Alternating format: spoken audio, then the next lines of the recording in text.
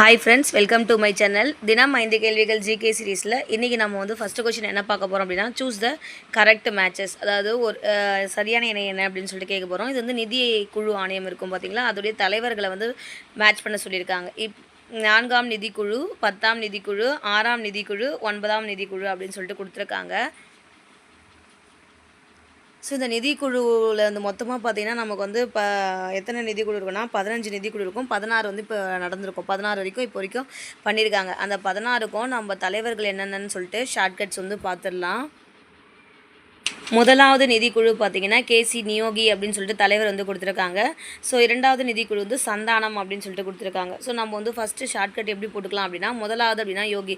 So எப்பயுமே ஒரு நிதிக்குழுவில் first ஒருத்தர் இருக்காங்க அப்படின்னா நல்லா எப்படி சொல்கிறது, நல்லா யோகியனாக இருக்கிறவங்கள தான் வந்து அப்பாயின்மெண்ட் பண்ணுவாங்க தலைவராக அப்படின்னு சொல்லிட்டு ஃபஸ்ட்டு ஞாபகம் வச்சுக்கலாம். யோகிங்க எல்லாமே பார்த்தீங்கன்னா சந்தனம் வந்து வச்சுருப்பாங்க அப்படின்னு ஞாபகம் வச்சுக்கலாம். அப்போ சந்தானம் சந்தா அப்படின்றது 2 3 ரைமிங்க ஞாபகம் வச்சுக்கோங்க. அப்படின்றது வந்து பிவி ராஜமன்னார்னு கொடுத்துருக்காங்க. ஸோ ராஜமன்னார்னா மன்னர்னு வச்சுக்கலாம். ஸோ மன்னருக்கு எப்பயுமே வந்து மன்னருக்கு பின்னாடி எப்பயுமே 4 பேர் வந்து இருந்து சுற்றிக்கிட்டு பின்னாடி வந்து காவலுக்கு இருப்பாங்க அப்படின்ற மாதிரி ஷார்ட்கட்டு. மகாவீர் தியாகி வந்து 5வது நிதிக்குழு ஆணையத்தின் தலைவராக இருப்பார்.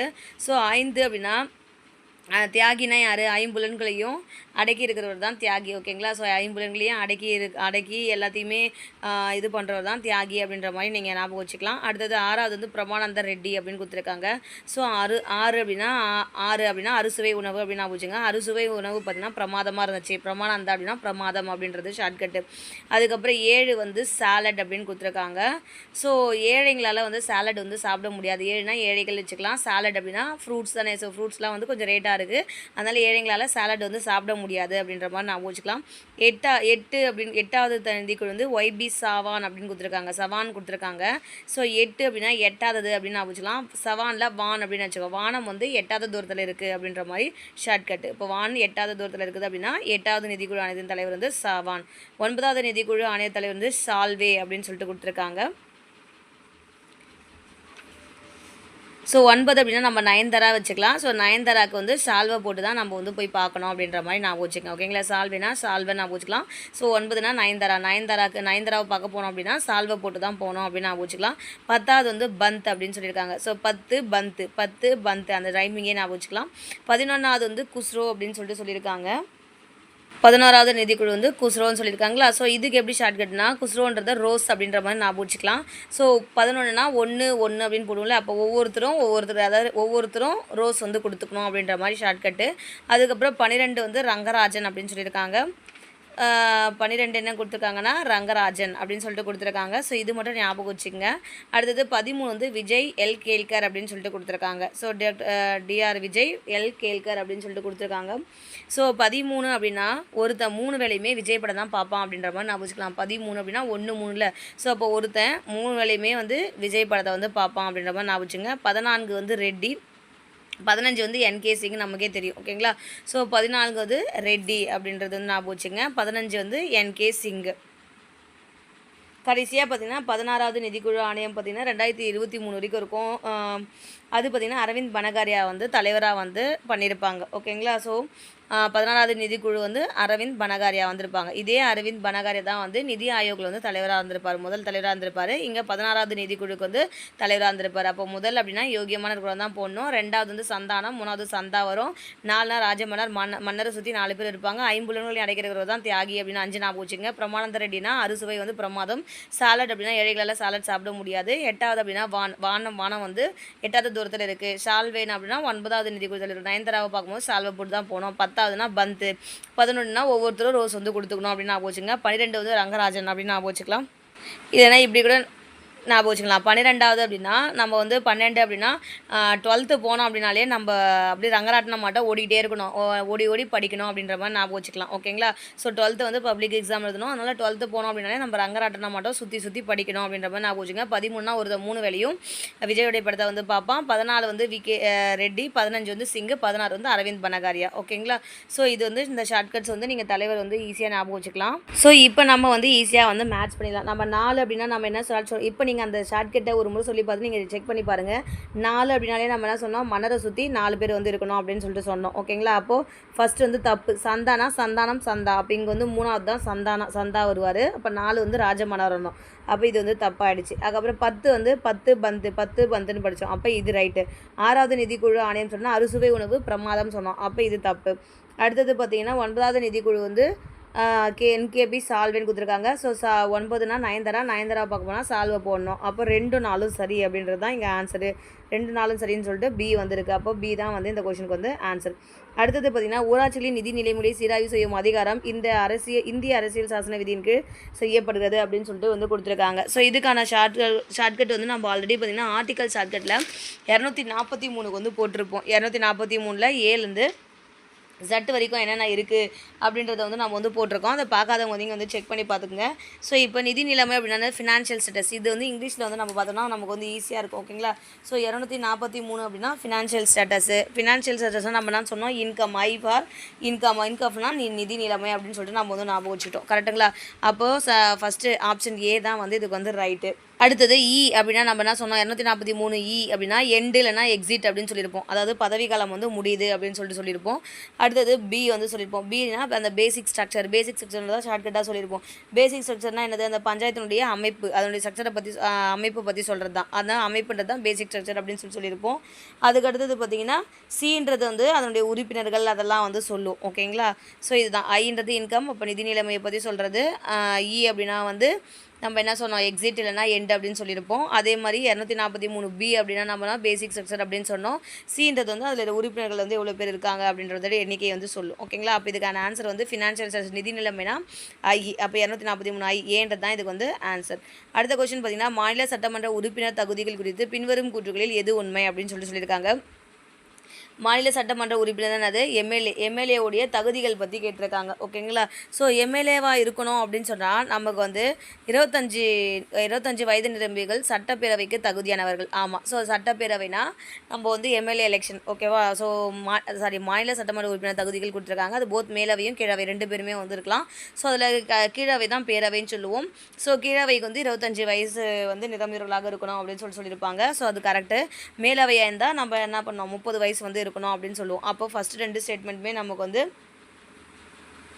ரைட்டு. 3வது பார்த்திங்கன்னா பாராளுமன்றம் நிறைவேற்றிய சட்டத்தால் குறிப்பிடப்படாத பிற தகுதிகளை பெற்றிருக்க வேண்டும் அப்படின்னு சொல்லியிருக்காங்க. பற்றியா இது வந்து தப்பு. ஓகேங்களா? ஸோ அப்போது ஃபஸ்ட்டு 2 வந்து ரைட்டு. அப்போ இதுக்கான ஆப்ஷன் என்னது, 1 மற்றும் 1 2 ரைட்னா அப்போது பி தான் வந்து நமக்கு வந்து ஆப்ஷன். ஓகேங்களா? ஸோ அப்போ இதெல்லாம் நம்ம வந்து தெரிஞ்சுக்க வேண்டியது. இது வந்து 10th புக்லேயே பார்த்திங்கன்னா உங்களுக்கு மாநில அரசு அப்படின்ற பாடத்தில் வந்து கிளியராகவே கொடுத்துருப்பாங்க. ஸோ யாரெல்லாம் வந்து தகுதி, என்னென்ன தகுதி அப்படின்றது வந்து கொடுத்துருப்பாங்க. இந்த கொஷனில் பார்த்தீங்கன்னா உங்களுக்கு இந்த கவுண்ட்டு மட்டும் கொஞ்சம் ஞாபகம் வச்சுங்க. 25 30 35 இப்படின்னு வரும். ஓகேங்களா? ஸோ இதில் குடியரசுத் தலைவர், துணை குடியரசுத் தலைவர்லாம் 35 வயசு இருக்கணும் அப்படின்னு சொல்லிட்டு வரும். அதாவது பேரவை கீழவைனா 25 வயசு இருந்தால் போதும். 30 அப்படின்னா மேலவைக்கு வந்து இருக்கணும். ஓகேங்களா? ஸோ இதுதான் இதில் வந்து பாயிண்ட்ஸ். நெக்ஸ்ட் வந்து சென்னை மாகாண சட்டப்பேரவை டேஷ் சட்டப்படி உருவாக்கப்பட்டது அப்படின்னு சொல்லியிருப்பாங்க. ஸோ சென்னை மாகாண சட்டப்பேரவை என்ன உருவாக்கப்பட்டது, 1861 கவுன்சில் சட்டப்படி தான் உருவாக்கப்பட்டிருப்பாங்க. இந்த இந்திய சட்டம் 19 கீழே தான் ரவுலட் சட்டம் வந்திருக்கும். 1935 சட்டம் தான் நம்ம என்ன பண்ணியிருக்கோம், மாநிலங்களுக்கு வந்து அந்த தன்னாட்சி அப்படின்ற அதிகாரத்தை வந்து கொடுத்துருக்கோம். ஓகேங்களா? ஸோ அது வந்து 1935 சட்டம். 57 பெரும்புரட்சிக்கு அப்புறம் இந்த இந்திய அரசு சட்டம் 1858 வந்து உருவாக்கியிருப்பாங்க. ஓகேவா? ஸோ அடுத்தது பார்த்திங்கன்னா வரவு செலவு திட்டத்தினுடைய ஏற்றலின் நிலைகளை ஏறுவரிசைப்படுத்துக அப்படின்னு சொல்லியிருக்காங்க. அதாவது ஒரு பட்ஜெட் வந்து எப்படி எந்த ஸ்டேஜ்லேருந்து எப்படி வந்து ஃபாலோ ஆகும் அப்படின்றத வந்து ஏறுவரிசைப்படுத்த சொல்லியிருக்காங்க. ஸோ எப்பயுமே ஒரு பட்ஜெட்டை வந்து ப்ரிப்பேர் பண்ணுறதுக்கு முன்னாடி என்ன பண்ணுவாங்க, ஒவ்வொரு துறைக்குமே வந்து டிபார்ட்மெண்ட்ஸுக்கு ஒரு கமிட்டியை ஃபார்ம் பண்ணுவாங்க. கரெக்டுங்களா? அப்போது ஃபஸ்ட்டு வந்து கமிட்டி ஃபார்ம் பண்ணுறாங்க, குழுக்களை வந்து ஃபார்ம் பண்ணுவாங்க. அதுக்கப்புறம் என்ன பண்ணுவாங்க அப்படின்னா அந்த ஒவ்வொரு துறைக்கும் எவ்வளோ வந்து மானியம் வந்து கோரிக்கை வைப்பாங்க, எவ்வளோ மானியம் வந்து இது பண்ணணும் அப்படின்னு சொல்லிட்டு அந்த மானிய கோரிக்கை நடக்கும். அதுக்கப்புறமா அதுக்கேற்ற மாதிரி நிதியை வந்து ஒதுக்கீடு பண்ணுவாங்க. ஓகேங்களா? நிதி ஒதுக்கீடு பண்ணி தான் கடைசியாக தான் அந்த மசோதா வந்து நிறைவேறும். ஓகேங்களா? ஸோ அப்போது ஃபஸ்ட் என்னது, துறைகளுக்கான கமிட்டியை ஃபார்ம் பண்ணுவாங்க, மானிய கோரிக்கை மேலே வாக்கெடுப்பாங்க. அப்போ 4-1 அதுக்கப்புறமா அந்த மானியத்துக்கு ஏற்ற மாதிரி நிதியை வந்து ஒதுக்கீடு பண்ணி அந்த ஒதுக்கீட்டு மசோதா நிறைவேற்றின பிறகு தான் கடைசியாக தான் நமக்கு என்ன ஆகும், நிதி மசோதா வந்து இதுவாகும். அப்போ 4132 4132னா சி ஆப்ஷன் தான் வந்து நம்ம கரெக்டான ஆன்சர். ஓகேங்களா. ஸோ அடுத்தது பார்த்திங்கன்னா குடியரசுத் தலைவருக்கான வாக்காளர் குழாம் குறித்தவற்றில் சரியானது இது அப்படின்னு சொல்லிட்டு கேட்டிருப்பாங்க. ஓகேங்களா. ஸோ இந்த குடியரசுத் தலைவரை தேர்ந்தெடுக்கிறதுக்கு பார்த்திங்கன்னா எலக்ட்ரல் காலேஜ் அப்படின்னு சொல்லிட்டு ஒரு வாக்காளர் குழுமம் தான் வந்து இருக்கும். அதில் இருக்கிற மெம்பர்ஸ் தான் பார்த்திங்கன்னா குடியரசுத் தலைவர் வந்து தேர்ந்தெடுப்பாங்க. ஓகேங்களா. ஸோ அப்போ யார் யார் இருப்பாங்க அப்படின்னு சொன்னால் அதில் ஒரே ஒரு பாயிண்ட் என்ன, நியமன உறுப்பினர்கள் யாருமே இருக்க மாட்டாங்க. ஓகேங்களா. ஸோ இப்போ பார்லிமெண்ட் எடுத்தோம் அப்படின்னா அங்கே பார்லிமெண்ட்டில் 2 அவை இருக்குமா, மக்களவை மாநிலங்களவை இருக்கும். 2 அவையிலுமே தேர்ந்தெடுக்கப்பட்ட உறுப்பினர்கள் மட்டும்தான் இருப்பாங்க. அதே மாதிரி ஒவ்வொரு மாநிலத்தில் இருக்கிற சட்டமன்றத்தில் இருக்கிற மாநிலத்துடைய சட்டமன்றத்தில் 2 அவையுடைய இப்போ ஒரு மாநிலம் எடுத்தினா இங்கேயும் 2 அவை இருக்கும். இந்த 2 அவையில் இருக்கிற தேர்ந்தெடுக்கப்பட்ட உறுப்பினர்கள் இங்கேயும் இருப்பாங்க. ஓகேங்களா. அதே மாதிரி யூனியன் பிரதேசமாக இருந்தாலும் தேர்ந்தெடுக்கப்பட்ட உறுப்பினர்கள் இருப்பாங்க. அப்போது பார்லிமெண்ட்டு அதே மாதிரி பார்த்திங்கன்னா சட்டமன்றம் யூனியன் பிரதேசம் இது எல்லாத்துலேயுமே தேர்ந்தெடுக்கப்பட்ட உறுப்பினர்கள் மட்டும் தான் இருப்பாங்க. நியமிக்கப்படுற உறுப்பினர்கள் வந்து குடியரசுத் தலைவர் தேர்ந்தெடுக்க மாட்டாங்க. அப்போ இங்கே பாருங்கள், இங்கே நியமிக்கப்படும் வந்துச்சா, அப்போ இது 3மே வந்து தப்பு. ஸோ இது மட்டும் தான் தேர்ந்தெடுக்கப்பட்ட உறுப்பினர்கள் மட்டும் தான் வந்து இருப்பாங்க அப்படின்றது வந்து நம்ம தெரிஞ்சுக்கணும். ஓகேங்களா. ஸோ அப்போ இதை ஷார்ட்டாக நீங்கள் எப்படி நான் வச்சுக்கலாம்னா பார்லிமெண்ட்டு அதே மாதிரி பார்த்தீங்கன்னா எல்லா மாநிலத்துடைய ஸ்டேட்டுடைய சட்டசபை அதுக்கப்புறம் ப்ளஸ் யூனியன் பிரதேசம் இது எல்லாத்துலேயுமே தேர்ந்தெடுக்கப்பட்ட உறுப்பினர்கள் மட்டும் தான் இருப்பாங்க அப்படின்ற மாதிரி நீங்கள் வந்து ஞாபகம் வச்சுக்கலாம். ஓகேங்களா.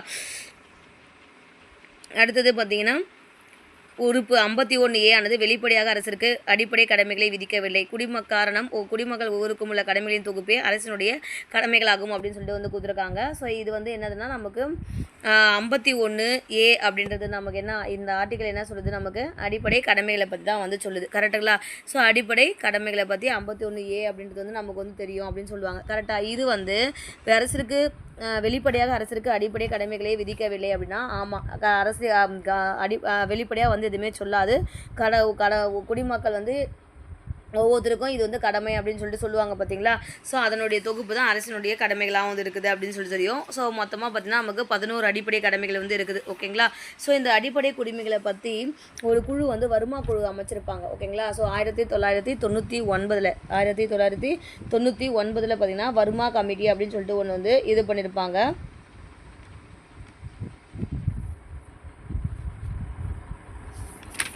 ஸோ அப்போ இது வந்து கேட்பாங்க. இது வந்து ப்ரீவியஸ் இயர் கொஸ்டின் தான். அடிப்படை கடமைகளை பற்றிய குழு என்னது அப்படின்னு கேட்டாங்கன்னா அது வந்து வருமா குழு. ஓகேங்களா. எப்போனா 1999. ஸோ இது ஒரு கொஸ்டின். இதில் வந்து எக்ஸ்ட்ரா பாயிண்ட்டாக ஆகும். மொத்தம் 11 அடிப்படை கடமைகள் இருக்குது. 11வது அடிப்படை கடமை பார்த்திங்கன்னா நமக்கு கடைசியாக தான் 42வது அரசியல் அமைப்பு சட்டத்திருத்தம் படி தான் வந்து சேர்த்துருப்பாங்க. அதையும் தெரிஞ்சுங்க. அடுத்தது பார்த்திங்கன்னா ஆர்டிகல்ஸ் வந்து கொடுத்துருப்பாங்க. ஸோ இந்த ஆர்டிகல்ஸ் எல்லாமே பார்த்திங்கன்னா நம்ம ஆல்ரெடி பார்த்திங்கன்னா நம்ம ஷார்ட்கட்ஸ் வந்து போட்டிருக்கோம். அதை வந்து நீங்கள் பார்த்துக்கலாம். இதெல்லாம் அடிப்படை உரிமைகள் பார்த்திங்கன்னா ஆர்டிகல் தான். அதாவது 14லேருந்து நம்ம 32 வரைக்கும் ஆல்ரெடி நம்ம படிச்சிருப்போம். ஓகேங்களா. ஸோ இதில் எதெல்லாம் நமக்கு வந்து சரியாக இருக்குது, எதெல்லாம் நமக்கு வந்து சரியாக இல்லை அப்படின்னு சொல்லிட்டு வந்து கொடுத்துருப்பாங்க. ஸோ நம்ம இதில் பார்த்தீங்கன்னா புதுசாக இந்த 12 வந்து நம்ம பார்த்துருக்க மாட்டோம். 14 தான் வந்து ஸ்டார்ட் பண்ணியிருப்போம். ஸோ 21ன்றது நமக்கு வந்து கல்வி உரிமை அப்படின்றது வந்து சரியாக பொருத்தப்படாத இணை அப்படின்னு சொல்லிட்டு கேட்டிருக்காங்க. ஓகேங்களா. ஸோ இதில் சரியாக பொருத்தப்படாத இணைனா 21 அப்படின்றது வந்து பொருத்தப்படாது. இது நல்லா மார்க் பண்ணிக்கோங்க. சரியாக பொருத்தப்படாத இணை அப்படின்னா இதில் வந்து எது தவறு அப்படின்னு தான் வந்து கேட்டிருக்காங்க. ஓகேங்களா. ஸோ 12 அப்படின்னா என்னன்னு சொல்லியிருப்போன்னா ஒரு அரசுடைய வரையறை ஸ்டேட் அப்படின்னா அதுக்கு என்னது அதனுடைய ஸ்டேட்னா என்ன அப்படின்றத பற்றி சொல்கிறது தான் பார்த்திங்கன்னா 12 அப்படின்னு சொல்லிட்டு நம்ம வந்து சொல்லியிருப்போம். ஓகேங்களா. அடுத்தது 21 அப்படின்றது வாழ்க்கை மற்றும் தனிப்பட்ட சுதந்திர பாதுகாப்பு அப்படின்னு படிச்சிருப்போம். ஓகேங்களா. ஸோ 18 வயசில் வந்து கல்யாணம் ஆகும்னு சொல்லியிருப்போம். நெக்ஸ்ட் கொஸ்டின் பார்த்தீங்கன்னா அடிப்படை உரிமைகள் தொடர்பான அரசமைப்பு விதிகளில் சரியாக பொருத்தப்படாத இணை எது அப்படின்னு சொல்லிட்டு கேட்டிருக்காங்க. இங்கே பாருங்கள், சரியாக பொருத்தப்படாத இணைன்னு கேட்டிருக்காங்க. ஸோ பொருத்தப்படாத இணைனா தவறானது எது அப்படின்னு சொல்லிட்டு கேட்டிருப்பாங்க. ஸோ நம்ம ஆர்டிக்கல் பார்க்கும்போதே இந்த ஷார்ட்கட்ஸ்லாம் வந்து பார்த்துருப்போம். ஓகேங்களா. ஸோ இதில் 21 அப்படின்றது நமக்கு ஆல்ரெடி 14லேருந்து 32 வரைக்கும் நம்ம ஸ்கூல் புக்லேயே வந்து பார்த்திங்கன்னா 10th புக்கில் வந்து கொடுத்துருப்பாங்க. அதில் 21 அப்படின்றது நம்ம என்ன பார்த்துருப்போம்னா தனிப்பட்ட வாழ்க்கை சுதந்திரம் அப்படின்னு சொல்லிட்டு நம்ம வந்து பார்த்துருப்போம். ஓகேங்களா. ஸோ அப்போ கல்வி உரிமைன்றது நமக்கு வந்து கிடையாது. அப்போ இது வந்து தப்பு. ஓகேவா. ஸோ இது நல்லாவே வந்து தெரிஞ்சிடுச்சு. அதுக்கப்புறம் அடிப்படை உரிமைகளில் மாற்றம் செய்யும் நாடாளுமன்றத்தின் உரிமை அப்படின்னு கொடுத்துருக்காங்க. 12 அப்படின்றது நம்ம த ஸ்டேட் அப்படின்றதுக்கான வரையறை அப்படின்னு சொல்லிட்டு நம்ம சொல்லியிருப்போம். கரெக்டுங்களா. அப்போ ஸ்டேட்னா அரசு தானே. அப்போ அரசனுடைய வரையறை அப்படின்றது நமக்கு தெரியும். அப்போ 1 வந்து ரைட்டு அப்படின்னாலே அப்போ 1 ரைட்டு வரது மட்டும் தான் நம்ம வந்து பார்க்கணும். அப்போ கண்டிப்பாக இந்த ஆப்ஷன் வந்து 1 ரைட்டு. ஆனால் இங்கே தவறானது எதுன்னு கேட்டிருக்காங்க. அப்போ கண்டிப்பாக 1ன்ற ஆப்ஷன் வரவே கூடாது. அப்போ ஏவும் பியும் வரத்துக்கு வாய்ப்பே கிடையாது. 2, 3 இல்லை 3, 4 தான் வரணும். இதில் பாருங்கள் நம்ம 2 வந்து கன்ஃபார்ம் தப்பு அப்படின்னு சொல்லிட்டோம். அப்போ கண்டிப்பாக ஆப்ஷன் சி தான் வந்து நமக்கு ரைட்டாக வந்து இருக்கும் அப்படின்னு சொல்லிட்டு நம்ம ஈஸியாக வந்து எடுத்துடலாம். ஓகேங்களா? ஸோ எப்படி எடுக்கிறோன்னு புரியுதுங்களா? ஸோ ஃபஸ்ட்டு வந்து கண்டிப்பாக ரைட்டு. ஆனால் நம்ம தவறானதான் கேட்டிருக்காங்க. அப்போ தவறுனா 1 சரின்னும் போது 1 நமக்கு வரவே கூடாது ஆன்சரில். அதனால் நான் ஃபஸ்ட்டு 2 ஆப்ஷனையும் நெக்லெக்ட் பண்ணிட்டேன். 3வது பார்த்திங்கன்னா நமக்கு வந்து அப்போ 2, 3 இல்லை 3, 4 தான் வரணும். ஓகேங்களா? அப்போ கண்டிப்பாக 2துலேயுமே 3, 3 இருக்குது. அப்போ 3வது ஸ்டேட்மெண்ட் கன்ஃபார்ம் நமக்கு வந்து தப்பு அப்படின்னு சொல்லிட்டு நம்ம வந்து போட்டுருவோம். ஓகேங்களா? இப்போ 4வதும் 2வதும் பார்க்க போகிறோம். 2, 4ல் எது நமக்கு ரைட்டுன்னு தெரிஞ்சிச்சு, எது தப்புன்னு தெரிஞ்சால் நம்ம போட்டுடலாம், இல்லை ரைட்டுன்னு தெரிஞ்சாலும் போட்டுடலாம். ஸோ 2ன்றது நம்ம கல்வி உரிமை கிடையாது, கன்ஃபார்ம் தெரியும். அப்போ 2, 3 தான் தவறுன்றதை நம்ம ஆன்சரை வந்து பிக் பண்ணுறோம். இந்த மாதிரிலாம் நீங்கள் வந்து கெஸ் பண்ணணும். ஓகேங்களா? அதுக்கு அடுத்து ஏன்னா 35ன்றது நம்ம படிச்சே இருக்க மாட்டோம். ஓகேவா? ஆனால் நம்ம 21ன்றது படிச்சிருப்போம். ஆனால் கெஸ் பண்ணுறது மூலமா நம்மளால் ஆன்சர் கொண்டு வர முடியும். ஸோ இதுக்காக தான் நம்ம வந்து சொல்கிறோம். ஸோ 35ன்றது அடிப்படை உரிமைகள் உள்ள அம்சங்களை செயல்படுத்த சட்டம் இயற்றுதல். இது 35னது அடிப்படை உரிமைகள் உள்ள அம்சங்களை செயல்படுத்த சட்டம் இயற்றுதல் அப்படின்னு சொல்லிட்டு கொடுத்துருக்காங்க. ஸோ அடுத்த கொஸ்டின் வந்து மாநிலங்களின் ஒன்றியம் என்னும் சொற்றொடரில் ஒன்றியம் என்னும் சொல் டேஷ் நாட்டின் அரசியலமைப்பிலிருந்து எடுத்தாளப்படுகிறது அப்படின்னு சொல்லியிருப்பாங்க. ஸோ ஒன்றியம்ன்றது வந்து கனடாலேருந்து எடுத்திருப்பாங்க. ஓகேங்களா? ஸோ மாநிலங்களில் ஒன்றியம்ன்றது எதுலேருந்து எடுத்திருப்பாங்கன்னா கனடாலேருந்து எடுத்திருப்பாங்க. ஸோ ஒன்றா இருக்கணும்னு சொல்லிட்டு கனவு காண்றோம் அப்படின்ற மாதிரி ஷார்ட்கட் வந்து போட்டுங்க. ஓகேங்களா? ஸோ இது வரைக்கும் ரிவிஷன் வந்து பார்த்துருவோம்.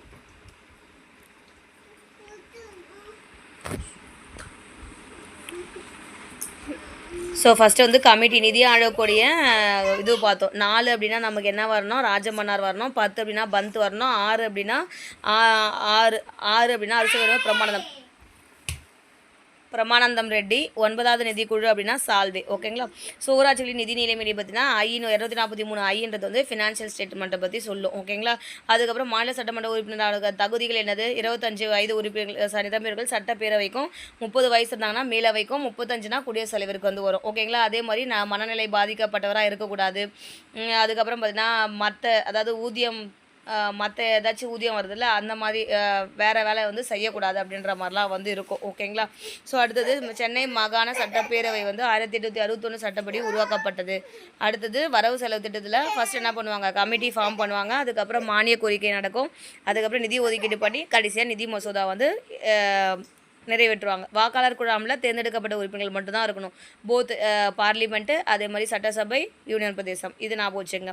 அடுத்தது 51A வந்து அரசனுடைய அடிப்படை கடமைகளை டேரெக்டாக வந்து சொல்லலை. கடமைகளை பற்றின